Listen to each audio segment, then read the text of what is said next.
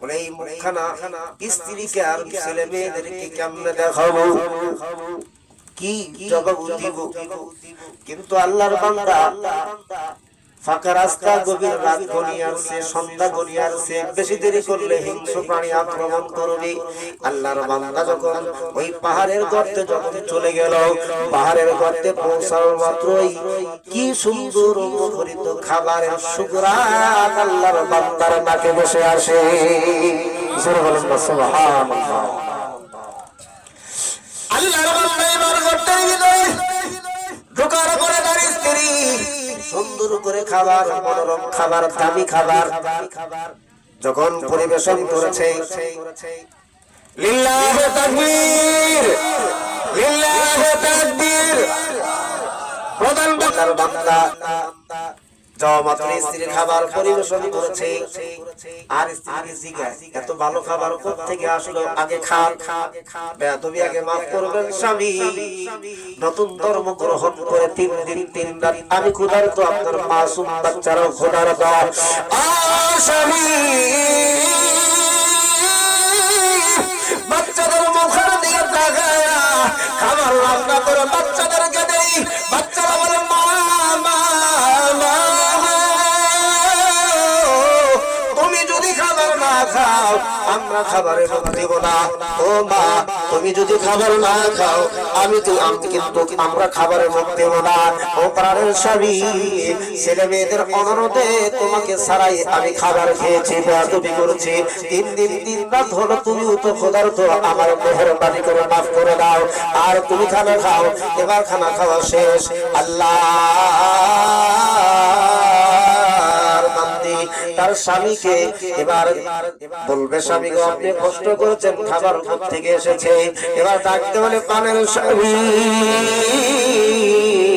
আপনি যেই মালিকের কাজ করেন ওই মালিকের পক্ষ থেকেই আমাদের খাবারের ব্যবস্থা হয়েছে।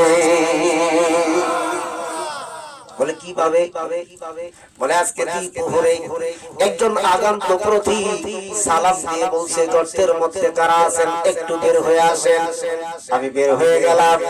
একজন প্রতীক আমাকে ডাকতে বলে, ও আল্লাহর বান্দি, তোমার স্বামী যেই মালিকের কাজ করে ওই মালিকের পক্ষ থেকে কিছু দামি সম্পদ তোমাকে দিয়ে গেলাম, এগুলো বাজারে নিয়ে যাও।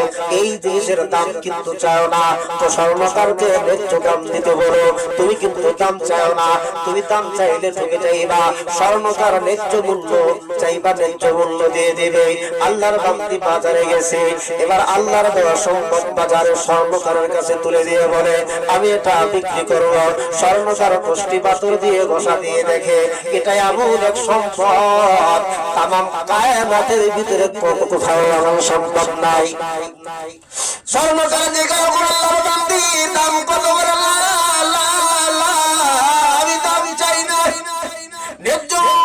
তুমি আবার দিয়ে দাও। ন্যায্য মূল্য যখন দিয়ে দিছে, বাজার থেকে চাউল কিনছে, ডাউল কিনছে, আটা কিনছে, সুজি কিনছে, শুকনা মরিচ, হলুদ কিনছে, বাজারের সমস্ত সামগ্রী কিনে আল্লাহর বান্দি এবার এই পাহাড়ের গর্তে এসে আল্লাহর বান্দি খাবার তৈরি করে সন্তানদেরকেও খেতে দিছে। আল্লাহর বান্দা চিন্তায় পড়ে গেল, আমার দুনিয়ার কোনো মালিকের কাজের সন্তান হয় নাই, দুনিয়ার কোনো মালিকের কাজ করে নেই, আমি আমার মহান মালিকের বন্দী করেছি, আমি আমার মহান মালিকের কাজ করেছি। আমার মহান মালিক আমার কাজের উপরে খুশি হয়ে, ইবাদতের উপরে খুশি হয়ে আমার রিজিকের সংকীর্ণতাকে আল্লাহ দামি সম্পদের মাধ্যমে আমার আল্লাহ দূর করে দিয়েছে।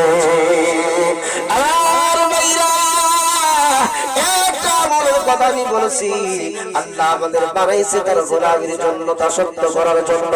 তার 1 নাম্বার, আমরা যদি আল্লাহর হুকুম 5 ওয়াক্ত নামাজ পড়ি, 5টা পুরস্কারের প্রথম নাম্বার পুরস্কার হলো আল্লাহ রিজিকের সংকীর্ণতা, হায়াতের সংকীর্ণতা, সমস্ত সংকীর্ণতাকে আল্লাহ দূর করে দেবে। চিল্লায়া বলেন সুবহানাল্লাহ।